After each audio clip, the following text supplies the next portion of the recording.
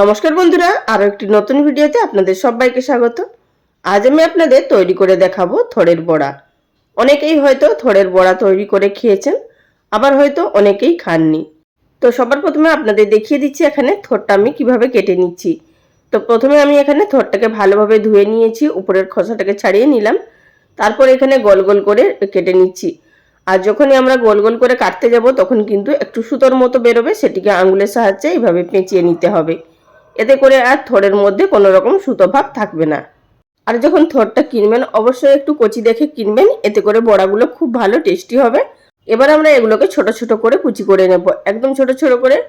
এতে করে বড়াগুলো ভাজতে খুব ভালো সুবিধা হবে এবং বড়াগুলো খেতেও খুব ভালো লাগবে। তো বেশি যদি বড় বড় থাকে তাহলে কিন্তু বড়াগুলো খুব তাড়াতাড়ি সিদ্ধ হবে না, অনেকটা সময় লেগে যাবে। তো দেখতেই পাচ্ছেন আমি ঠিক এইভাবে মিহি করে কুচিয়ে নিচ্ছি। তো সমস্ত থোড়টা কুচিয়ে নেওয়ার পর আমি এখানে একটি থালার মধ্যে তুলে নিয়েছি। আর এখান থেকে কিন্তু আমাদের পুরোটা থোড় লাগবে না, তবে আমি এখানে সমস্ত থোড়ের মধ্যে 1 টিস্পুন পরিমাণ মতো নুন দিয়ে এটিকে প্রথমে মেখে নেব। তো এইভাবে যদি থোড়টাকে হাত দিয়ে একটু চটকে মেখে নেওয়া হয় তাহলে কিন্তু থোড়টা খুবই নরম তৈরি হবে। আপনারা যে কোনো রান্না তৈরি করুন বা বড়া তৈরি করুন, সব ক্ষেত্রেই কিন্তু সুবিধা হবে।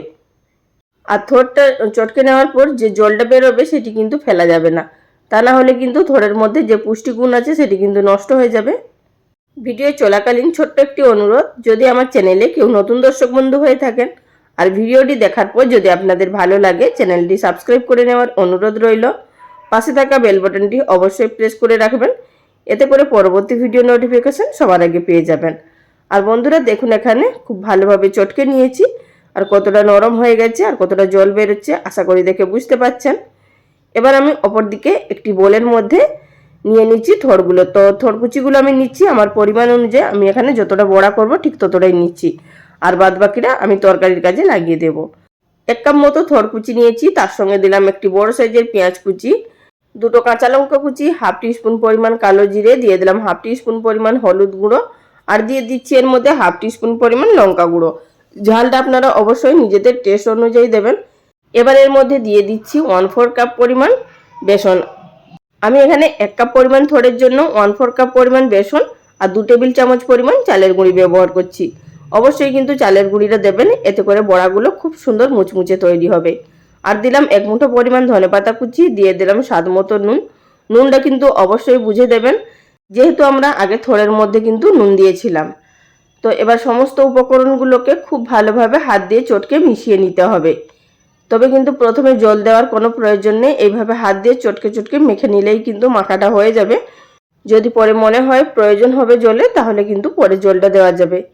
তো এইভাবে হাত দিয়ে প্রথমে মেখে নিলাম। তো দেখতেই পাচ্ছেন এখানে একটু শক্ত ভাব আছে, সামান্য পরিমাণ জলের প্রয়োজন আছে। তো এবার আমি এর মধ্যে দিয়ে দিচ্ছি প্রায় 2 টেবিল চামচ পরিমাণ জল। জলটা কিন্তু অবশ্যই অল্প পরিমাণে দিয়ে দেখবেন। তো আমার এখানে আর জলের কিন্তু প্রয়োজন হয়নি, শুধুমাত্র এই জলটাই ব্যবহার করেছি। জলটা দিয়ে দেওয়ার পর আবারও ভালোভাবে এটিকে মেখে নেব। তো আমার এখানে মেখে নেওয়া হয়ে গেছে। আর বন্ধুরা আপনারা চাইলে এখানে আদা রসুন পেস্টও দিতে পারেন, তবে আমি এর মধ্যে আর কোনো কিছুই ব্যবহার করব না। তো দিয়ে দেওয়ার পর এবার এটি আমাদের সম্পূর্ণ তৈরি হয়ে গেছে বড়া তৈরি করার জন্য। এবার চলে যাব সরাসরি গ্যাস ওভেনে বড়াগুলো ভেজে নেওয়ার পদ্ধতিতে।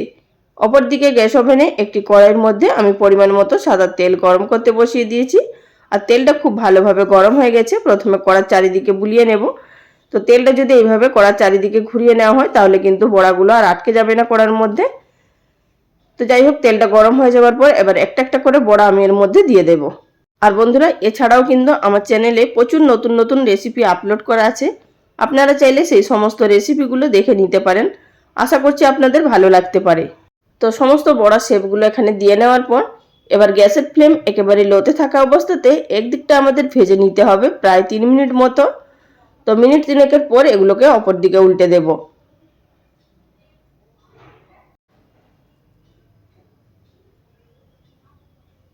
বড়াগুলোকে অপর দিকে উল্টে দেওয়ার পর আবারও এটিকে লো ফ্লেমে রেখে ভেজে নিতে হবে যতক্ষণ না দুদিকের কালারটা চেঞ্জ হয়ে যাচ্ছে। তো আমার এখানে বড়াগুলো ভেজে নেওয়া হয়ে গেছে, দুদিকটা খুব সুন্দর কালার চেঞ্জ হয়ে গেছে। তো বন্ধুরা এই বড়াগুলো এবার আমরা তুলে নেব তেল থেকে। বিশ্বাস করুন একবার হলেও এই বড়া তৈরি করে খেয়ে দেখবেন, খেতে কিন্তু অপূর্ব টেস্ট হয়। বিশেষ করে ডাল ভাতের সঙ্গে খেতে খুব ভালো লাগে। আর এই শীতের সময় যদি ধোঁয়া ওঠা গরম ভাত তার সঙ্গে ডাল থাকে আর এই বড়া থাকে তাহলে কিন্তু ভাত অনায়াসে খাওয়া হয়ে যাবে।